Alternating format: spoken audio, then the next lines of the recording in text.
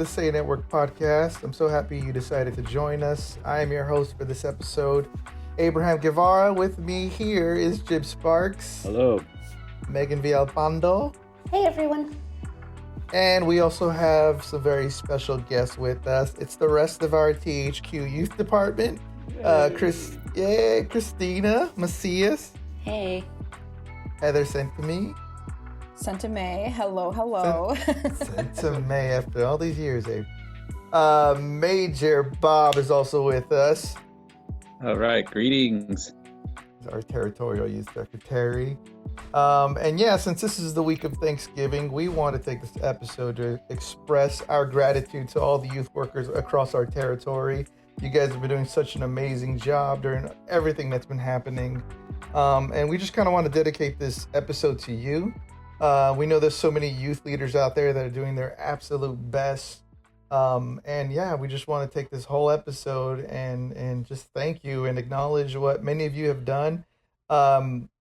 And what you're doing throughout this whole season and all the ups and downs. There are so many stories coming out that we hear about. So, we want to highlight them. But before we get going and before we get into that, Megan, I know you got something from the realm of youth culture that you want to share with us. Yeah, so I found this article and it kind of just made me laugh a little bit. So I thought I'd share a couple of excerpts from it. And the title of the article is called How to Cook a Turkey According to Fourth Graders. And so I'm just going to share a couple of fourth graders' tips for cooking turkeys this Thanksgiving. Hold on. Before you do that, I've never cooked a turkey. I've never even come close. Has anybody cooked a turkey in this group by themselves? I've assisted, but I've not done one on my own. Yeah. I tried to. Yeah. Wait. Why? I'm very confident. It was not my best attempt, but I tried. I think I was like 20, and I was like, yeah, I could totally do this. And then it was the driest turkey I've ever tasted in my life. Oh. Maybe I need to redeem myself this year. Well, these tips might help you or not. We'll find out. It remains to be seen. Okay, so first tip comes from Nadia. Nadia is a fourth grader. She says, first you put salt, and then after that you put butter. Next you put meat around the butter, and then let it sit for a while. And then in the end, let it cook in the microwave for 6 hours. I gotta love the spelling in this. That sounds a little like Paula Dean's recipe. Put the meat around the butter. Heavy on the butter. Avery, also a fourth grader, says step one. And also, I just have to say, I appreciate how detailed these instructions are. Step one, buy or hunt a turkey. Step two, cook the turkey for 2 hours. Step three, put seasoning on the turkey. I think they mean seasoning, but I'm not quite sure.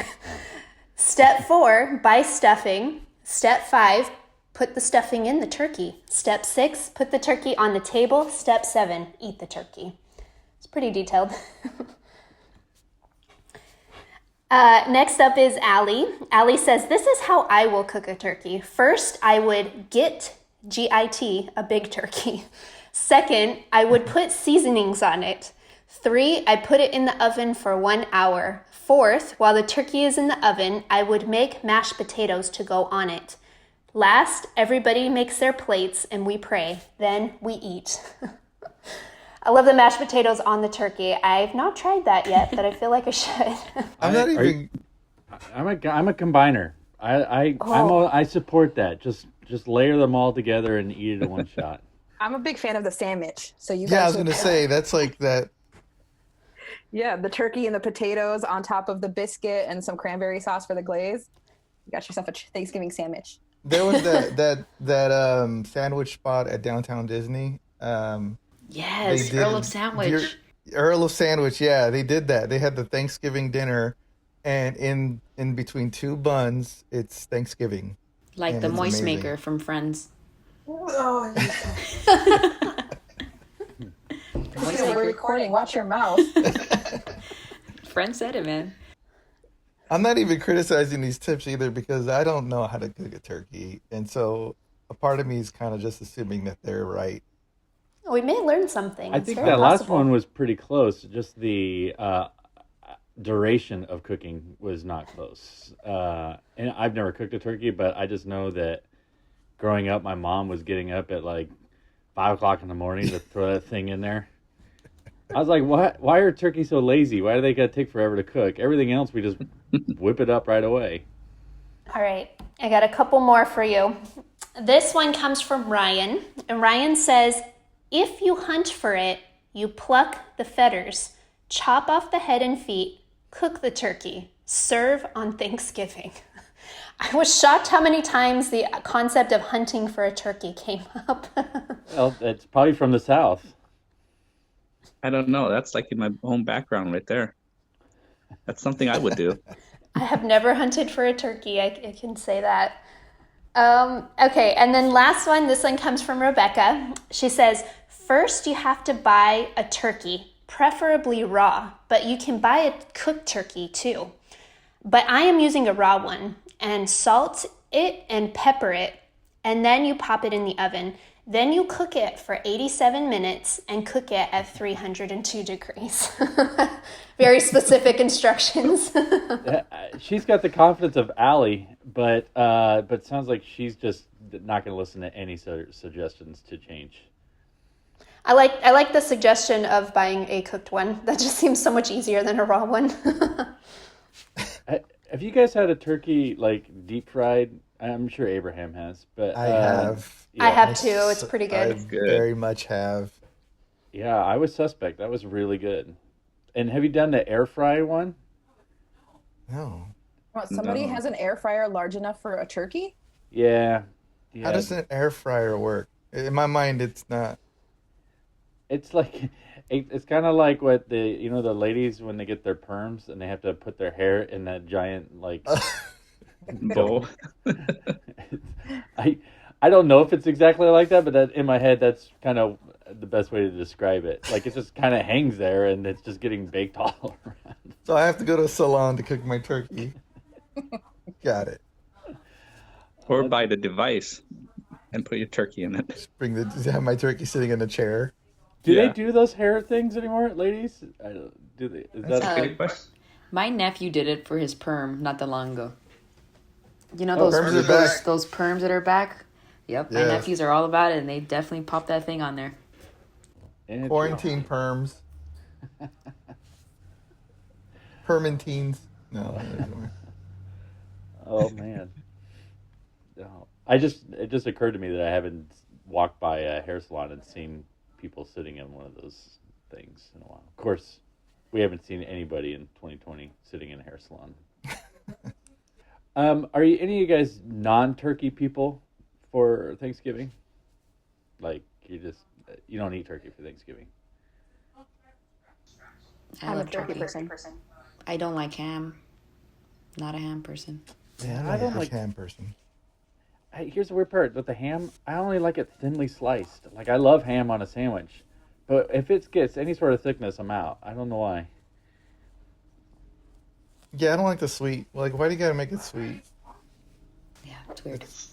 It's ham. Is it because if it's sweet? I mean, if it's too sweet, you add some salt. I don't know. It's too salty, is what I mean. So put some sweetness into it. It kind of gives you that bacon flavor, maybe.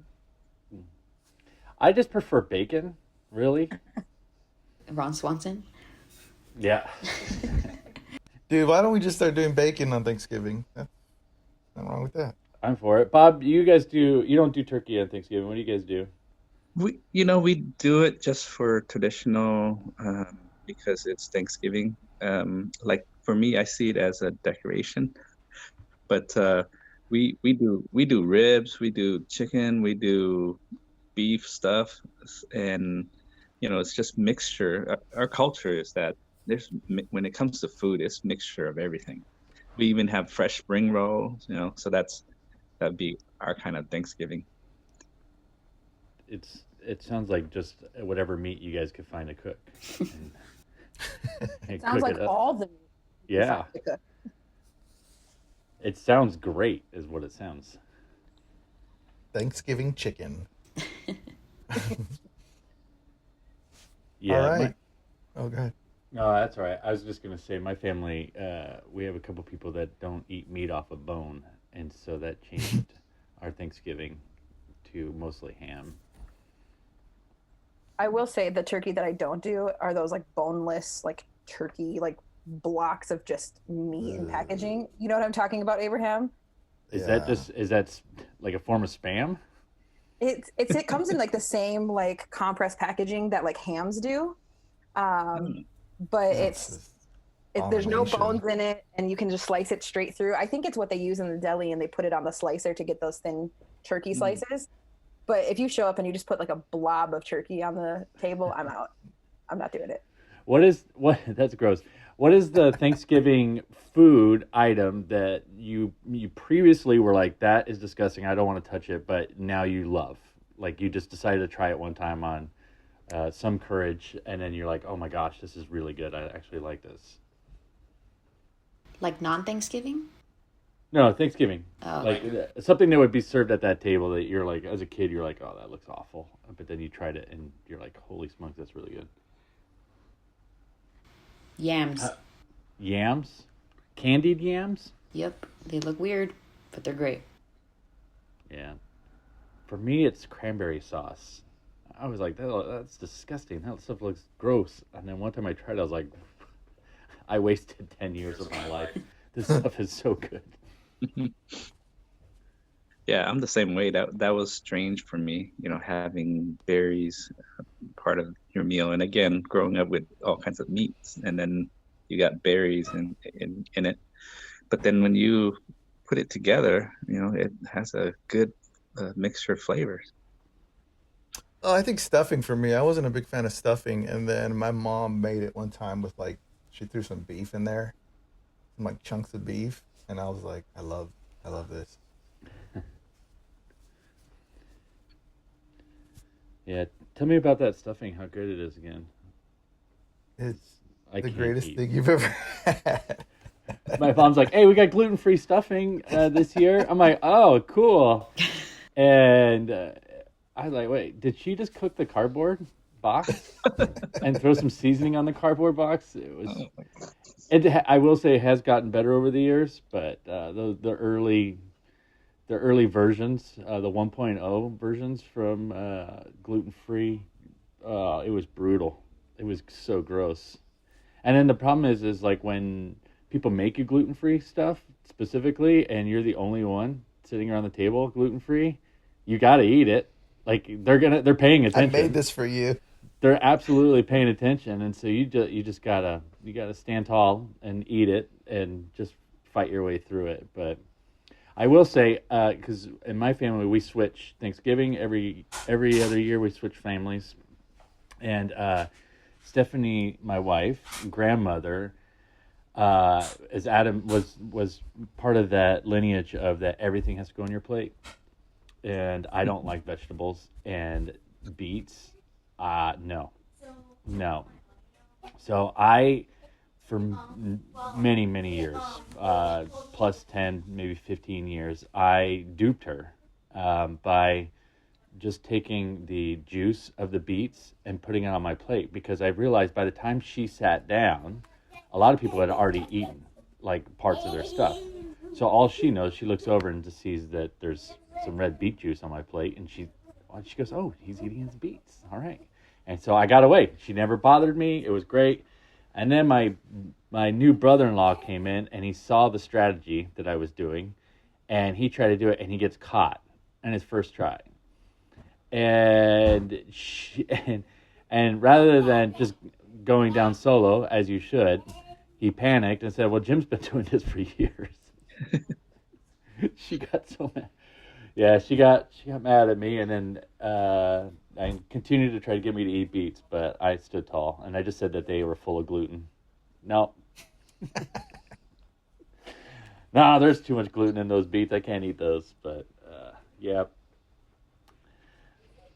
Awesome. Thank you, Megan, for reminding us how awesome Thanksgiving is and reminding us how amazing beets are, Jim. Appreciate that. We got the beets. Bears beats Battlestar Galactica. Um, yeah, well, we want to get into this time of thankfulness and gratefulness, and before we get into that, I just want to read a quick verse. It's in Philippians chapter 1, verse 3 to 5, and it says, "Every time I think of you, I give thanks to my God. Whenever I pray, I make a request for all of you with joy, for you have been my partners in spreading the good news about Christ from the time you first heard it until now." And I love that Paul is sending this to Christians in Philippi, and he's sending it to people out on the front lines.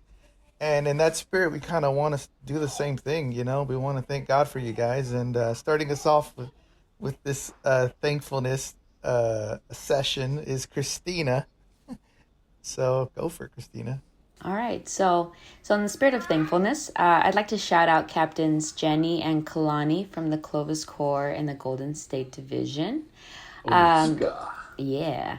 So despite the pandemic and obviously sheltering in place, Captains Jenny and Kalani, they've continued to find creative ways to keep their youth engaged all through the summer, which we know is hard for kids who are used to going to camp during this time. Either way, they continue to meet weekly through Zoom for troops, for Corps cadets, teen nights, and even young adult nights. They came together and worked on their material, which was bagged up by them and delivered to their homes for them to be prepared with. So that was really cool. And then in addition to that, it's been awesome to watch their Sunday school assemblies and meetings, which constantly incorporate their youth within like the worship team or scripture reading. And they even took part of the International Day of the Girl, which was really awesome. But yeah, we would like to thank Captains Kalani and Jenny for prioritizing their youth in their community and consistently engaging with them and reminding them that they're not forgotten in this confusing and chaotic time. It's evident that you guys love your youth, and we're so grateful that you willingly pour into their lives, no matter the circumstances. And a special shout out to their kids, Jesslyn and Kobe, who take part in most of their videos and lead us in song and game every week. I'm not sure if you guys have seen that, but I'm not sure if they have a choice, but they're killing it, and it's really awesome to see. So yeah. We'll link that in the show notes if you can send that to me. Sure. We'll put that in so people can check that out. And also, yeah, when you're an officer kid, you don't really have a choice. You gotta do whatever you're. I made Alana cry this week, but we celebrated well. I think it actually connected us. She was doing something that she did not want to do at all on our drive there to do a video for our Christmas. Man, I feel bad for her, but then at the end, it actually connected us because having to coach and talk, and then receiving a gift from Uncle Jim. That's right. Gave her a new joke that's probably going to offend somebody. It really made her day. I mean, my relationship with her really connected. Yeah, that's awesome. Yeah, it's good. Awesome. Thank you, Christina. That's so cool. Yeah. The next step is Heather. Yes, I want to give a shout out to Captains Brittany and Jeremy Baker. They are the Corps officers at the Flagstaff Corps in Southwest. And when the pandemic kicked off, they immediately just started sending packages home to their youth that are in part of the Sunday services, but also part of their outreach services and programs that don't actually attend on Sundays. They were sending affirmations, just activities to keep them busy, give them something to do. When things seem difficult, they're sending them little messages of, we know that this time is unbearable, so have some Teddy graham crackers and like just. Oh, I see what they did there. Yeah. So they were sending home just stuff like that, just to bring a smile to the kids' face and to remind them that they're not forgotten. And in addition to that, they were also sending home monthly packages for earning emblems and orange, so they can stay engaged through their 252 or First Look or XP3, whatever it is that they were working on. And they've been consistent with that. And I think we all know in youth ministry that consistency is key. And so that was fantastic to see that they were doing that and hearing about it. But then also they recognized that the kids are spending so much time with their family. They're not going to school or clubs or hanging out with friends. And so they actually started shifting their focus to caring for the family unit. So then the monthly packages, rather than going to just the youth, were going to the family as a whole. So there was something for mom and dad, something for siblings that maybe they didn't know, or little brother and sister. And I think that's huge, because in order to properly care for our youth, we have to care for their families as well. And so that was awesome. And in chatting with them a little bit about what that looked like, Captain Brittany shared with me that it actually opened up much more relationships to family members that they didn't already have connection to. So then they started getting families reaching out to them and saying, hey, we're struggling with this. Can you help? So then they started doing troops where the families would come and park their car in the parking lot and pop the trunk or sit in the truck or the bed of their truck and do an emblem in the parking lot of the Corps, just because the families needed a break. And so they were able to build that relationship with families and parents that didn't exist pre-COVID. And so it's pretty fantastic. And now going into Christmas, these parents and these family members are actually those who are volunteering with distribution for food. And so really, in a time where a lot of things are stopping and we're fearing of losing things, the ability to shift focus and try something new really seemed to work well for the bakers, because they thought a little bit outside the box and they pushed it a little bit, risking potential failure or disappointment, and it's actually worked well for them. And so props to them. Props for the consistency and caring above and beyond just youth ministry, because we know that all of this reports and stuff, I don't know the exact numbers, but when you care for the parents, you're more likely to get the youth, and that's great. So props to the bakers. Holy moly, that's awesome, man. That's great. Didn't they were also doing like a troops night through DYM like weekly, right? For quite a while. Oh yeah, that's a like whole like a live stream thing. Yeah, they started doing trivia nights. I believe it was weekly. And they had folks from, I think that one was targeting young adults and the adults of the Corps. But they ended up getting others who weren't even at their Corps, just like, hey, we want a fellowship too. We want to have connection to people during this time. And if simple, straightforward trivia, no strings attached, just come hang out, play a game with us. And yeah, they kept that going for a while. Awesome. Thank you, Heather. I just real quick want to give a shout out to Cal South Media Team, the Divisional Youth Department at Cal South. I was blown away by, especially as a media person, I was really blown away by the stuff that you guys have been putting out, and so quickly and so well done. When this whole pandemic hit, when everything just kind of shut down, right away, I think Captain Barrigas were on the ball and just putting out high quality stuff. And man, you guys have been doing such a good job. You also got Francisco Paco Villalpando out there too, who's killing it too with the media stuff. And they also got Ruben Cordero, who just joined them, who's also killing it. I've been seeing some of the videos you've been posting on the Facebook, on your guys' Facebook page, and the stuff is looking really good. And so I just want to give props to you guys for what you're doing, for all that stuff you're doing out there. And and they also collab the division as well, getting them involved. What an encouragement that is, not just in their own division, but they're reaching out to other divisions or anyone who needs help. I think that's a full thing that's taking place.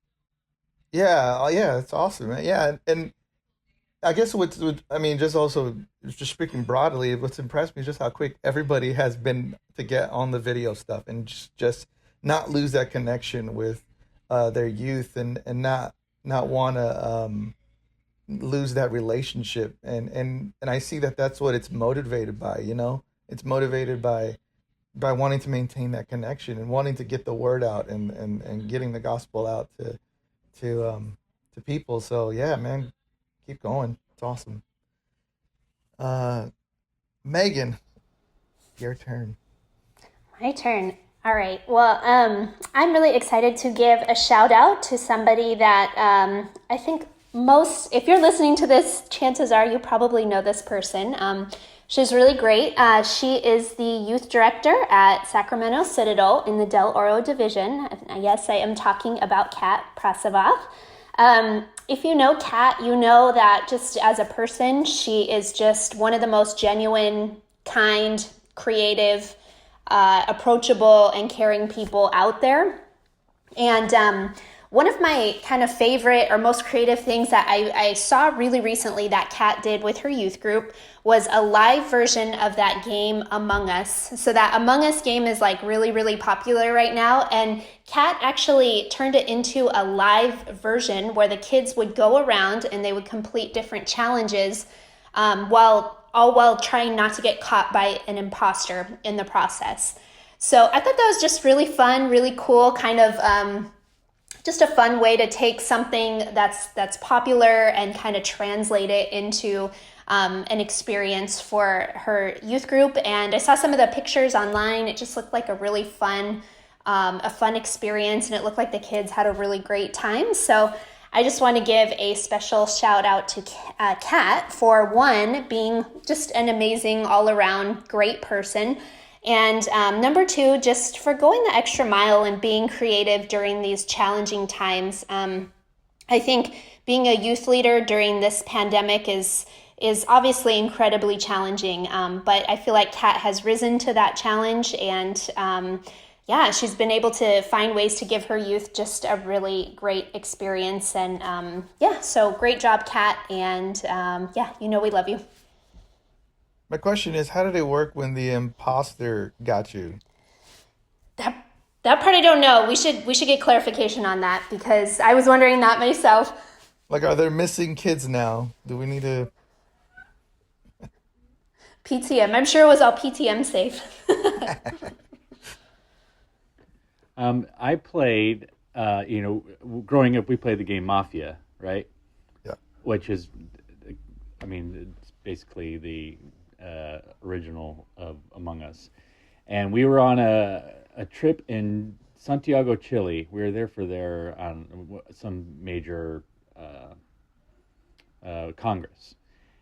And we ended up we were playing Mafia. That was real popular at the time, a big group of us in the hotel room. And we got General's Raider. That was their final thing. And they're like, "Oh, what are you guys doing?" We're like, "Oh, we're playing Mafia." They're like, what game is that? They're like, "Well, you murder someone and you try to find a murderer." And they're like, "Okay, we'll join you." So they played. So we played Mafia with the Generals in awesome. Santiago, Chile. That was a check box on that one. Put that on your bingo card. Nice. Awesome. Thank you, Megan. Jim, what you got?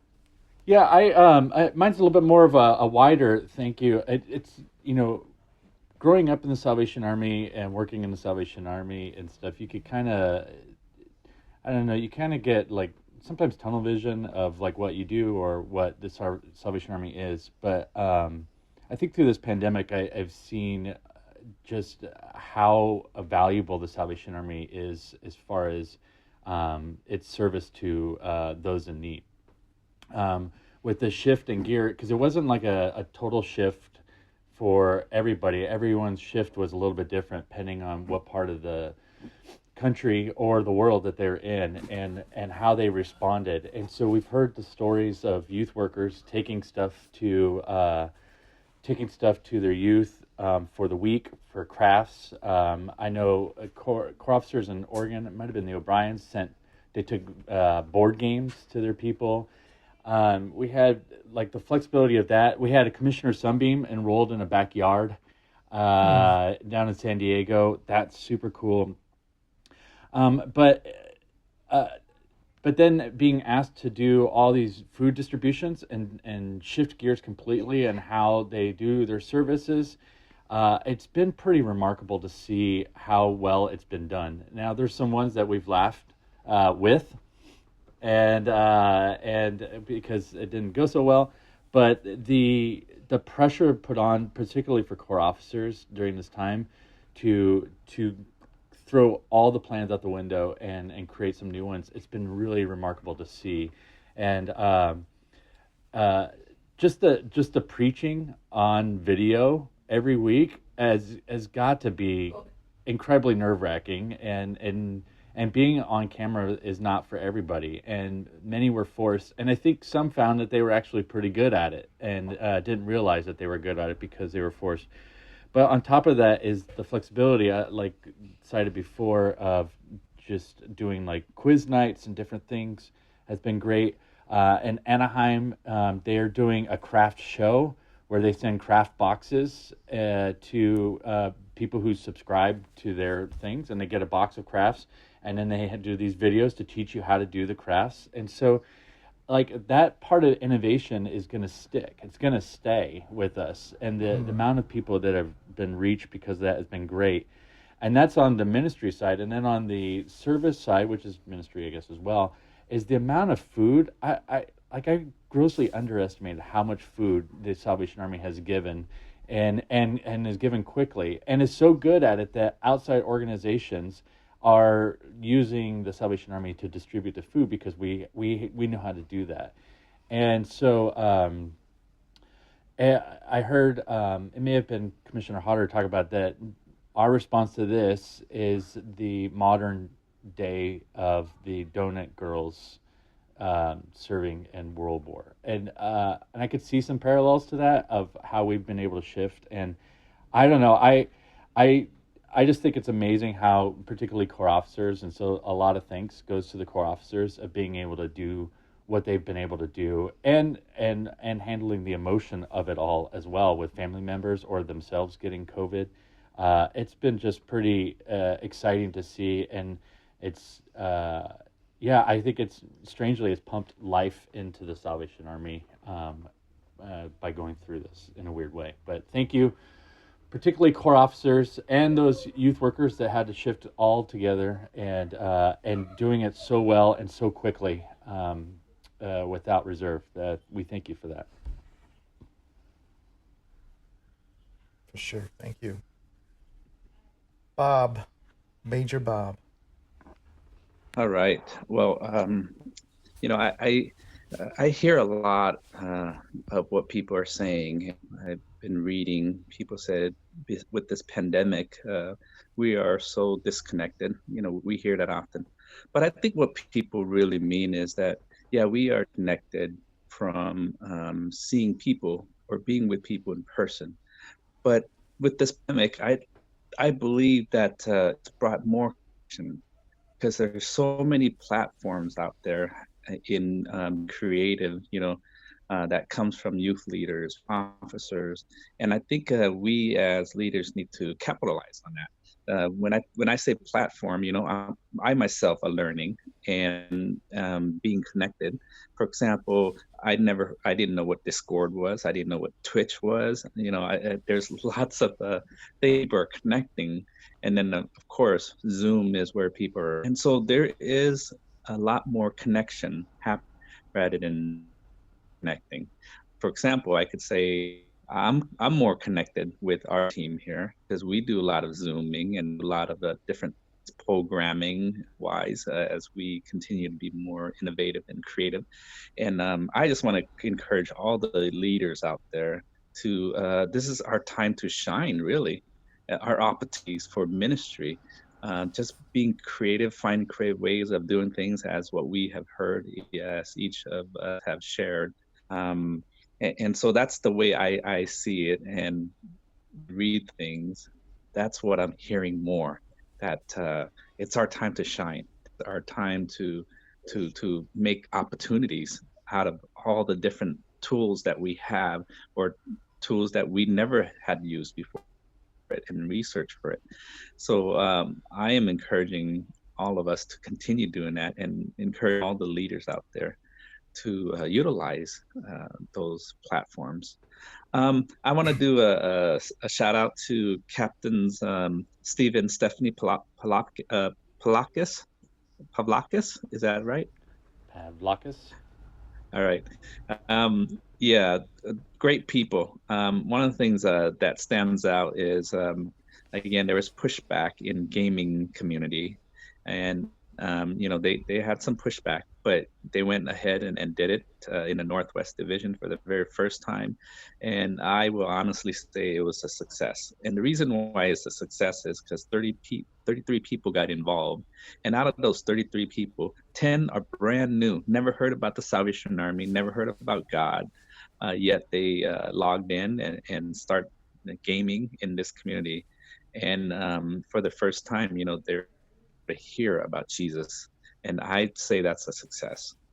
I feel like gaming ministry has been such a theme that we've talked about so much in this season. If we had a sponsor, I feel like it should be gaming ministry. Well, I was reading about with Christianity Today, they say that this is something that's continue to grow, and it will continue to grow, but we just need to tap into it. And how can we be creative in doing programming, new programming? Like, for example, when I think about Twitch and Discord is for gamers, but yet it has changed. Just like Amazon, it was about books, but it has changed. I see band or playing guitar, playing instruments, and people are coming.